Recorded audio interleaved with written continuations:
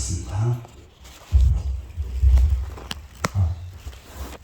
사랑과 은혜가 풍성하신 하나님 아버지, 오늘 저희에게 새날을 허락하여 주시고 귀한 예배에 참석할 수 있게 하여 주심에 진심으로 감사를 드립니다. 아멘. 지난 한 주간도 주님의 은혜 안에서 평안히 지낼 수 있도록 인도해 주셨음을 고백합니다.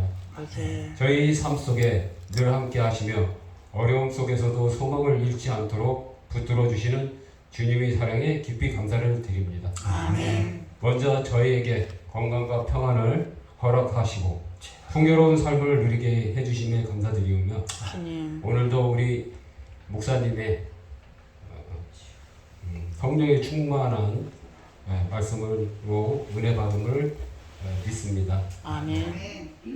교회를 이끌어가는 목사님과 모든 사역자들에게 성령의 충만함을 더해주시고 지혜와 능력을 주셔서 주님의 뜻을 온전히 이루어 나오게 하옵소서. 아멘. 또한 모든 성도들이 서로 사랑하고 격려하며 믿음 안에서 굳게 서 나아가게 하옵시며 아버지 성도님들이 건강과 가정에 축복과 행복이 함께 하시기를 기도드립니다. 아멘.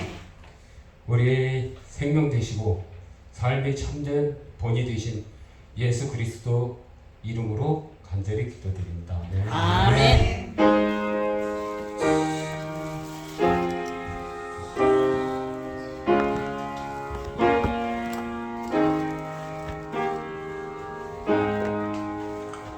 하나님 말씀은 디모데후서 3장 2절에서 3절까지입니다.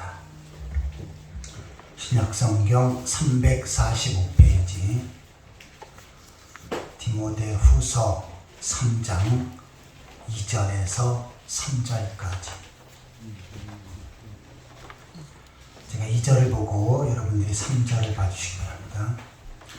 사람들이 자기를 사랑하며 돈을 사랑하며 자랑하며 교만하며 비방하며 부모를 거역하며 감사하지 아니하며 거룩하지 아니하며 부정하며 원통함을 풀지 아니하며 모함하며 절제하지 못하며 사나우며 선한 것을 좋아하지 아니하며. 아멘. 네, 오늘 김성근 집사님 기도를 좀 명절에 딱 건너뛰려다 걸려가지고 오늘 또 하신 겁니다. 기도 너무 잘하셨고요. 은혜스럽게 잘하셨습니다. 다음 주에는 우리 차성희 집사님입니다. 다음 주 돼가지고 저 몰랐습니다. 그러면 안 돼요.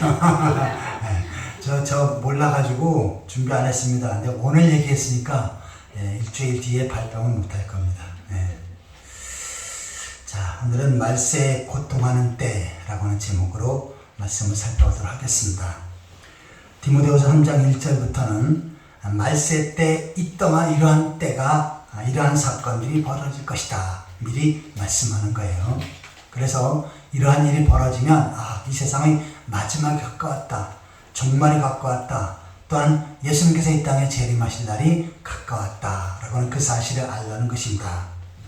자, 그런데 그 내용들을 보면 오늘날 우리 주위에서 다 벌어지는 일이지요. 2절에 보시면 사람들이 자기를 사랑하며 돈을 사랑하며 자랑하며 교만하며 비방하며 부모를 거역하며 이런 모든 것들이 지금 현재 우리 삶 속에 벌어지고 있습니다. 이런 것을 볼 때 말세다. 이 세상의 마지막 때가 가까웠다 라고 여기고 우리가 더 하나님 백성답게 또 하나님께서 기뻐하시는 삶을 살아야 하는 것입니다. 또한 예수님께서 이 땅에 오실 재림을 고대하는 그러한 믿음도 있어야 합니다. 자, 오늘은 지난 시간에 이어서 말세에 고통하는 때 이러한 사건들이 벌어질 것을 살펴보고 있습니다. 특별히 말세 때는 육체적인 것보다 정신적인 고통들이 많이 찾아오게 됨을 알 수가 있습니다. 그래서 말세형의 질병은 신경성 질환, 불면증, 정신병, 노이로제 이러한 것들이 말세에 고통하는 때에 이어지는 것입니다. 자, 그러면 말세에 고통하는 때 이러한 고통이 오는 이유, 이러한 사건이 펼쳐질 때 말세가 되었지만 이렇게 말세 때 고통이 찾아오는 그 이유를 좀 더 구체적으로 살펴보도록 하겠습니다. 자, 첫 번째 자리를 같이 읽겠습니다. 감사치 않는 삶 때문이다. 본문 2절 하반절에 보시면은 감사하지 아니하며 라고 하는 단어가 있지요. 자, 말세 때는 사람들이 감사하지 않게 될 것이다 라고 말씀합니다. 우리의 삶 속에서 감사하는 삶이 있고 불평하는 삶이 있지요. 감사하는 삶은 자신에게도 주위 사람들에게도 좋은 영향을 끼칩니다. 그런데 반대로 불평하는 사람에게 어떻습니까? 자신에게도 해를 끼치고 또한 주위에 있는 사람들에게도 해를 끼치는 것입니다. 그래서 성도는 마땅히 마지막 때에 감사하는 삶을 살아야 된다라고 말씀하고 있는 것입니다. 자, 똑같은 상황과 사건 속에서 어떤 사람은 감사하고 어떤 사람은 불평하는 사람이 있지요. 똑같은 길을 가다가 어느 한 사람은 오늘 경치가 너무나 아름답고 또한 새소리 또 시냇물 소리가 너무너무 정겹다라고 이렇게 말하는 사람이 있고요. 어떤 사람은 같은 길에 걸어가면서 왜 날씨가 이렇게 뜨거워 죽겠어? 어떤 권사님 그러더라. 보일러 꺼주세요. 뜨거워 죽겠다고 불평하고 또한 나 가는데 새소리 저 시냇물 소리가 왜 이렇게 시끄러? 하면서 똑같은 상황 속에 불평하는 사람들이 있습니다. 이것은 우리 가정에도 마찬가지지요. 가정에도 또 교회에도 또 우리의 삶의 영역에도 마찬가지입니다. 똑같은 환경과 사건 속에 감사하는 사람, 이 사람은 어떤 사람입니까? 복된 사람이고 주님께서 기뻐하시는 사람이고 또한 주위에 있는 사람에게 기쁨을 주는 사람입니다. 똑같은 상황 속에 불평하는 사람은 어떤 사람입니까? 다른 사람에게도 불편하게끔 하고 또한 이웃에게도 많은 어려움을 끼치게 하는 그러한 일들입니다. 그래서 우리는 어떠한 삶을 살아야 됩니까? 바로 감사의 삶을 살아야 하는 것입니다. 감사의 삶이 그렇게 어려운 것은 아니에요. 어떤 사람은 감사의 조건이 있어야 내가 감사할 거 아니요 그렇게 말하는 사람이 있는데 그런데 우리의 삶 속에 감사할 내용을 찾아보면 너무너무 많이 있습니다. 어떤 사람은 우리 가정이 부잣집에서 태어났으면 좋겠는데 가난한 집에 태어나고 내가 왜 이렇게 고생하고 가난한 부모 밑에서 내가 왜 이렇게 고생을 하냐 불평하는 사람이 있어요. 자, 그런데 어떤 사람은 난 정말 좋은 부모 밑에 가난하지만 우리 가정은 사랑이 넘치고 정이 넘치고 또한 은혜가 넘치는 가정이다 라고 하면서 감사하는 사람이 있지요. 이처럼 감사하는 사람이 성숙한 신앙입니다. 아무쪼록 가정이나 교회나 삶의 영역 속에 늘 하나님 앞에 감사하고 또한 감사한 모습으로 행복한 삶을 살아가는 그러한 성도들이 되시기를 축원합니다. 아멘. 자, 두 번째 대절에 같이 읽겠습니다. 거룩하지 않는 삶이다. 자, 2절 하반절에 보시면은 거룩하지 아니하며 말세 땐 사람들이 거룩하지 않게 되어진다는 것입니다. 자, 이 거룩하다는 것은 뭡니까? 하나님을 경외하고 하나님을 잘 섬기는 삶이에요. 하나님은 거룩하신 하나님이시지요. 그 하나님을 경외하는 사람도 하나님께서는 거룩한 삶을 살라고 말씀하시고 또한 그 가운데 하나님께서는 그들과 함께 하시는 것입니다. 자, 그런데 하나님을 인정하지 않고 부인하며 사는 것, 이것이 바로 거룩하지 않는 삶입니다. 예를 들어서 하나님이 계신데, 전능하신 하나님이 계신데 우상 숭배에 빠져요. 또 하나님께서 나를 다스리고 계시는데 하나님을 무시하고 인정하지 않고 삽니다.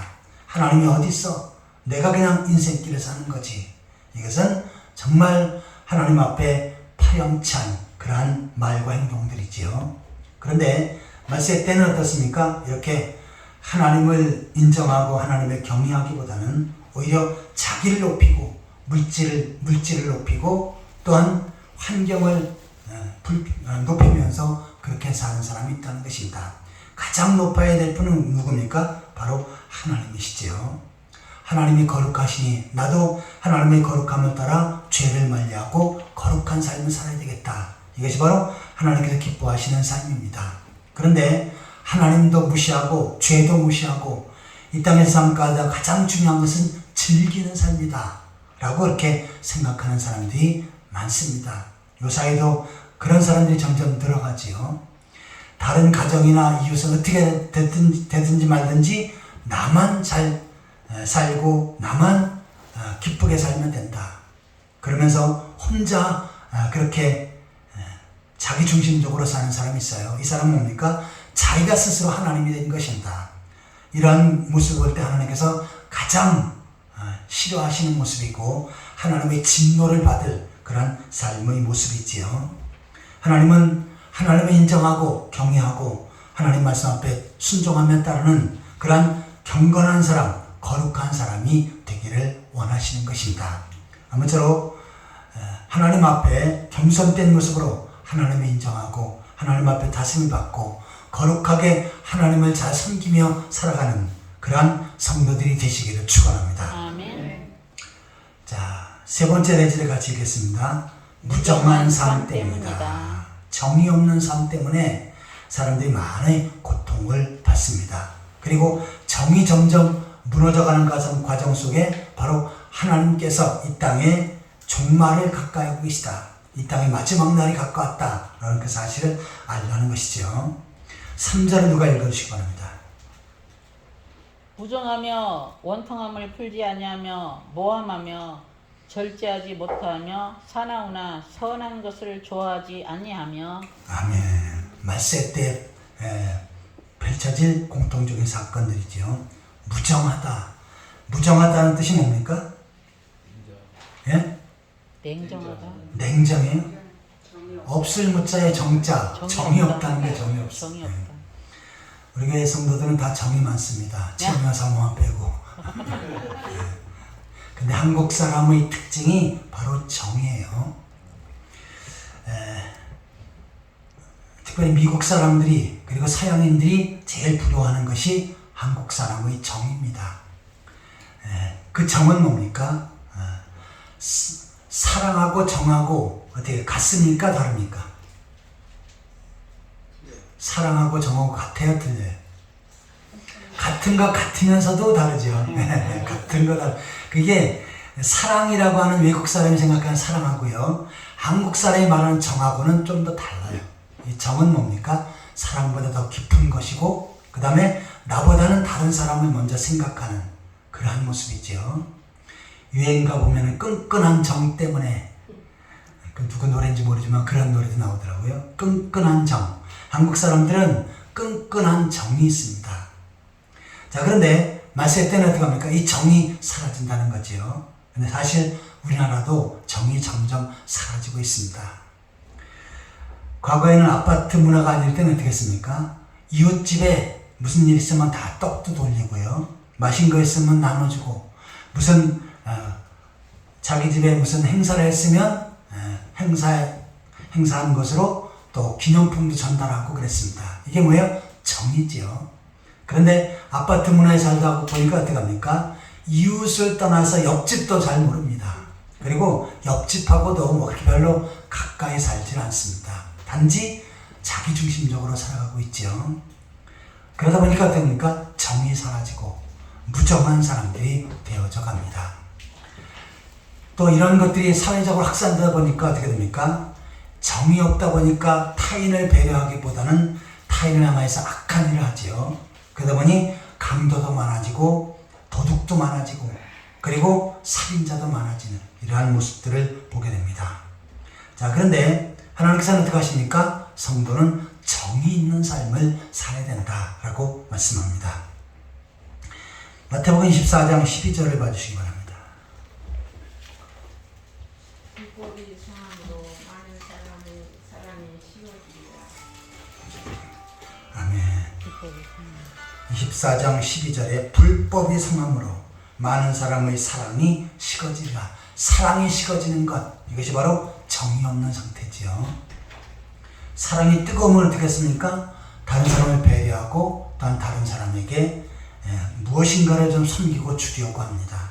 그런데 말세 때는 어떻게 합니까? 정이 사라지다 보니까 어떻게 해요? 아주 삭막한 세상이 되는 거지요. 사랑이 점점 식어버리는 것입니다.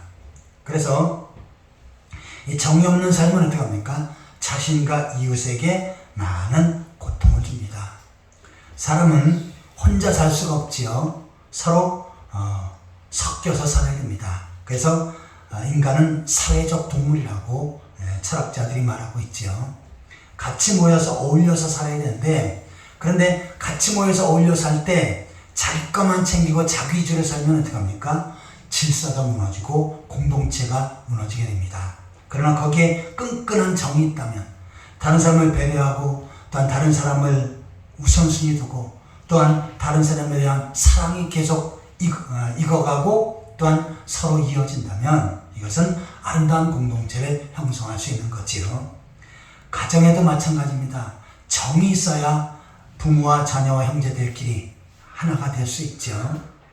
또한 교회도 마찬가지고, 교회 내에서도 바로 주님의 사랑으로 정이 서로 이어져야 합니다.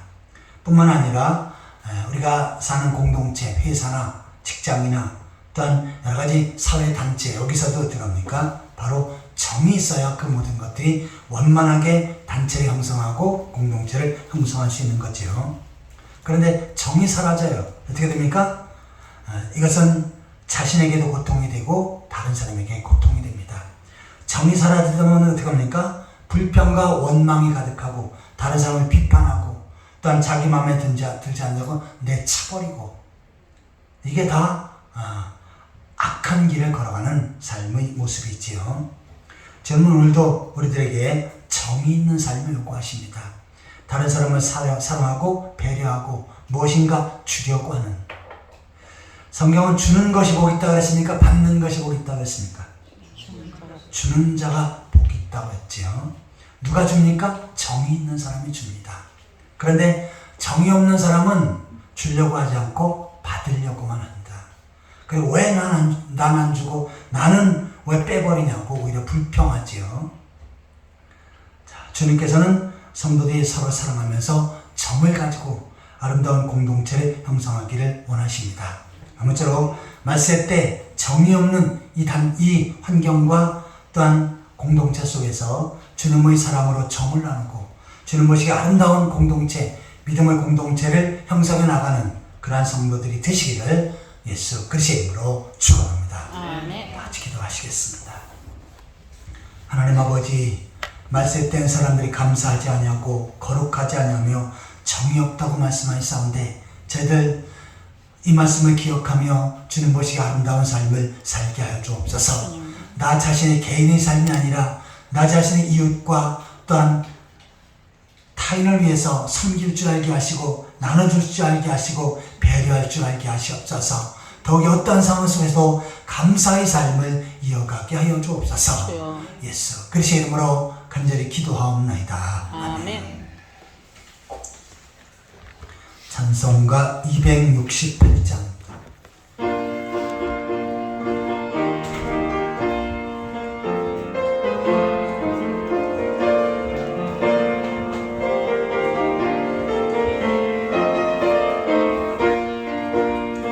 죄에서 자유를 얻게 하는 보혈의 능력, 주의 보혈, 시험을 이기고 승리하니 참 놀라운 능력이로다. 주의 보혈 능력이 또다. 주의 피 믿어. 주의 보혈 그 어린 양의 매우 귀중한 피로다. 육체의 정욕을 이기는 보혈의 능력, 주의 보혈 정결한 마음 얻게 하니 참 놀라운 능력이로다. 주의 보혈 능력이 또다. 주의 피 믿어. 주의 보혈 그 어린 양의 매우 귀중한 피로다. 돈보다 더 이게 맑히는 것 보혈의 능력, 주의 보혈 부정한 모든 것 맑히시니 참 놀라운 능력이로다. 주의 보혈 능력이 또다. 주의 피 믿어. 주의 보혈 그 어린 양의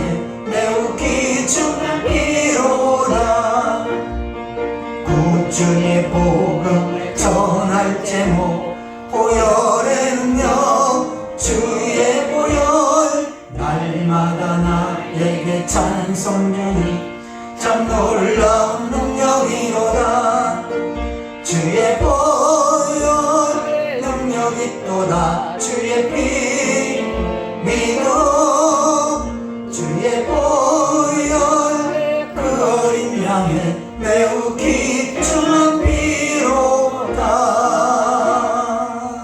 아멘.